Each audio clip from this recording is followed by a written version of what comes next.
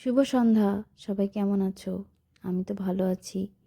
কালকে যেহেতু ছুটির দিন, আর আমি পরের দিনের রান্নাটা আগের দিনেই করে রাখি, কারণ আমার একটা ছোট্ট বিজনেস আছে, সেখানে সময় দিতে হয়।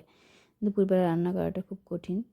তাই চলে আসলাম সন্ধ্যাবেলা। আজকে ভাবছি মাটন করব, যেহেতু কালকে রবিবার। তাই বরমশাইকে বললাম যে, তুমি কি ফ্রি আছো? ফ্রি থাকলে আমাকে একটু হেল্প করো। ও বললো যে হ্যাঁ, এখন আমার কোনো কাজ নেই। তাই ওকেও বললাম যে আসো একটু রান্নাঘরে।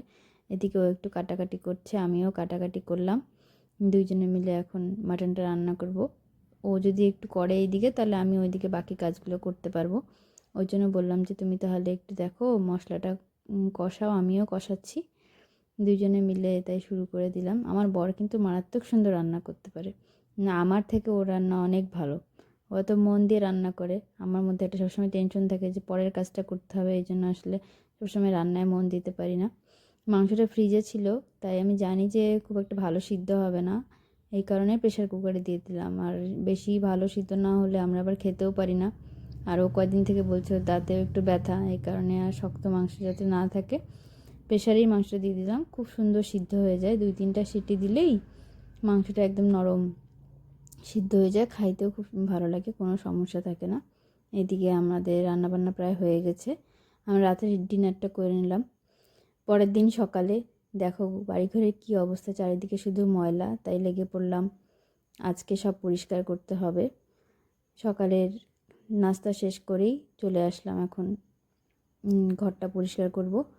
এইদিকে সব বিছনার চাদর টাদরগুলো ওয়াশিং মেশিনে দিয়ে দিয়েছি। এইদিকে আমাদের ড্রয়িং রুমের চাদরগুলো পরিষ্কার করছি। আর বিল্লু তো সবসময় সাথে থাকেই। বিল্লু চলে আসলো আমার সাথে হেল্প করতে। এইদিকে আমি চাদরগুলো একটু চেঞ্জ করে নিচ্ছিলাম, যেহেতু সপ্তাহে আর সময় পাওয়া যাবে না, তাই রবিবার দিনটা এই কাজগুলো করব বলে ঠিক করেছি। আর বিল্লুও চলে আসছে আমাকে বিরক্ত করতে। বিল্লুকে বারবার নামায় দিচ্ছি, তারপরে ও কথা শুনছে না। তা আমি তাড়াতাড়ি কাজগুলো সেরে নিলাম, নাহলে বিল্লু আবার বেশি বিরক্ত করবে। এদিকে কাজ বাজ সব সেরে আমি যাব স্নান করতে। স্নান করে পূজা করে তারপরে খাওয়া দাওয়া করবো আর কি। এদিকে আমি চলে যাচ্ছি এখন স্নান করতে। তারপরে আসে একটু পাখিদেরকে সময় দিতে হয়, কারণ ওরা মানুষের সাথে কিছুক্ষণ না থাকলে খুব চিল্লাচিল্লি করে। এদিকে ওদেরকে সময় দিয়ে এই যে সন্ধ্যায় আমরা আবার চা একটু বানিয়ে নিলাম। চা ছাড়া তো চলেই না। আর এই যে মুড়ি, এই গেল আজকে আমাদের দিনটা।